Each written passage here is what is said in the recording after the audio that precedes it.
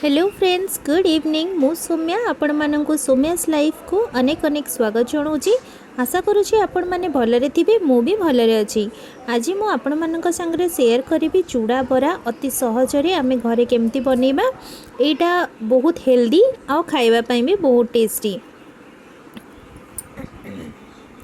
चूड़ा बरा बनवाई आमको दरकार गोटे मीडियम साइज आलू, 1 टेबल स्पून बेसन, 1 कप चूड़ा मोटा किंबा पतला आम चॉइस हिसाब रे आमे नबा, गोटे टीस्पून गोटा जीरा, गोटे टीस्पून चिली फ्लेक्स, 6 टू 7टा कंचा लंका, गोटे इंच अदा, पियाज गोटे मीडियम साइज मु चॉप करके नहीं। पियाजटा टोटली ऑप्शनल, जो मैंने पियाज रसुण खाती से मैंने पियाजटा नने भी चलो।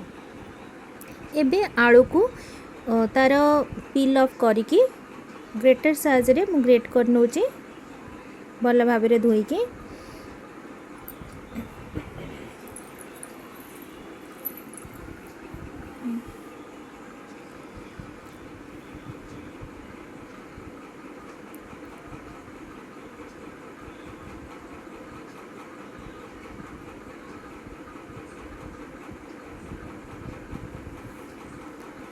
आलू को ग्रेट करनेली।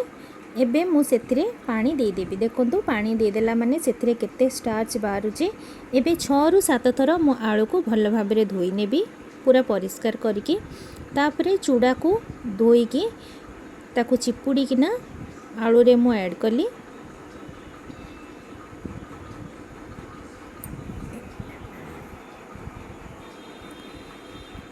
तापरे बेसन 2 टेबल स्पून मु ऐड करुची।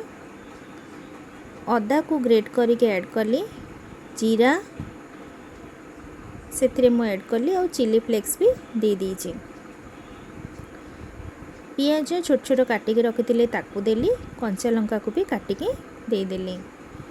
एबे मु कौन कली गोटे टेबल स्पून चाउल पाउडर बा चाउल गुंड ऐड करची। एटा ऑप्शनल, आपण मान पाखे अवेलेबल थिले सेटा ऐड करेंगे, नहले भी सेटा भल लगे चलो। मुझे टिके क्रिस्पी करने ऐड करची। स्वाद अनुसार लुण देली, हलदी गुंड, लंका गुंड, जीरा गुंड, धनिया गुंड आउ अल्प टिके गरम मसला ऐड करची। एबे मु सबको भल भाव में मिक्स करनेबी। मु एटी लंका ऐड करिछि, मो पुओ लंका भी खाई दिए, मुझे लंका ऐड करछि। घरे जो मैंने लंका खाती से मैंने निज हिसाब रे लंकाटा ऐड करेंगे। मु अल्प टिके पानी देकी सबको गोली दूची, भल भाव में मिक्स कर नौचे। टिके मोटालिया मिक्स करबा, एटा को डो टाइप रो बने के रखिबा जेमती कि सेथिरे बरा गढ़ी हम। एबे मु अल्प टिके पानी हाथ होइकिना बरा गढ़ी नौची। मुझे डोनट शेप रे बनाऊँगी, मझे गोटे होल कर देकी डोनट शेप दूची। आपण निज चॉइस हिसाब रे ताकू शेप बनै परिबे।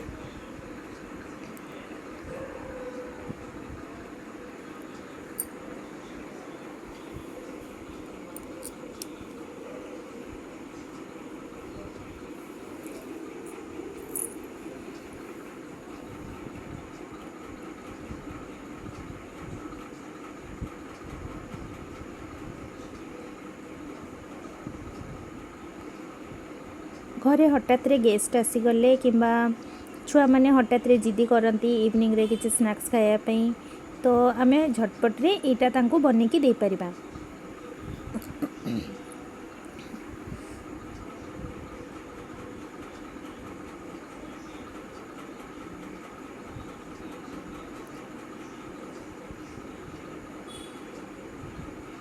वर्षा दिने जनरली समस्त घरे बाहर किणापी एते पसंद करती, बाहर खाइबाटा को अवॉइड करने कथा।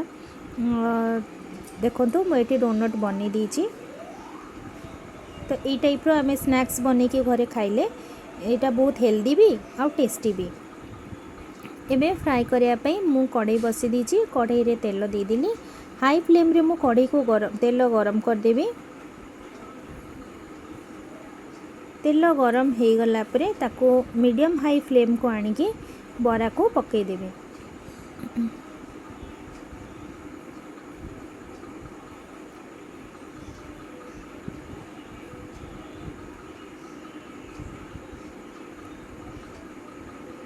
देखो गोटे पट हो गला तापर मु आर पट को उल्टे दीजिए दुई पट साइड गोल्डन ब्राउन करकिना मु फ्राई करी।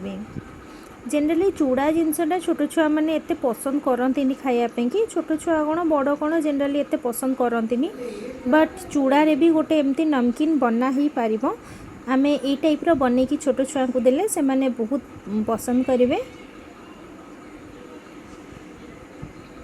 देखंतु एबे बरा हो गलानी गोल्डन ब्राउन ताको मु बाहर करदेली। सेम आउ थरे पकई दूची।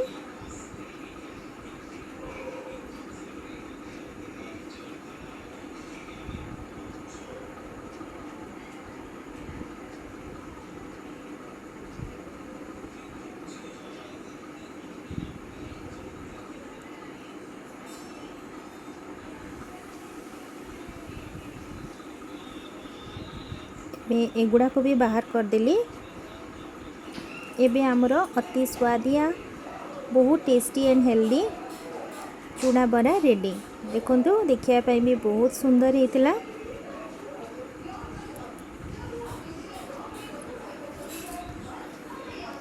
एबे मो प्लेट रे सजे दूची।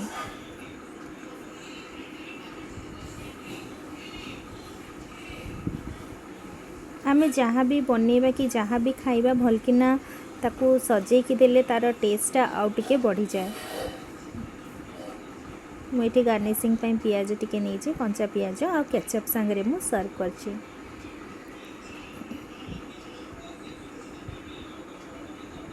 मु गोटे भांगी की देखुची एटा ऊपरटा क्रिस्पी क्रिस्पी होता आ भितर भी सॉफ्टनेस टिके थिला बहुत बढ़िया होता खाया पाएंगे। तो फ्रेंड्स आज वीडियोटा आपण मानक भल लगुले लाइक शेयर एंड सब्सक्राइब निहाती करेंगे। एतिकी रही जय जगन्नाथ।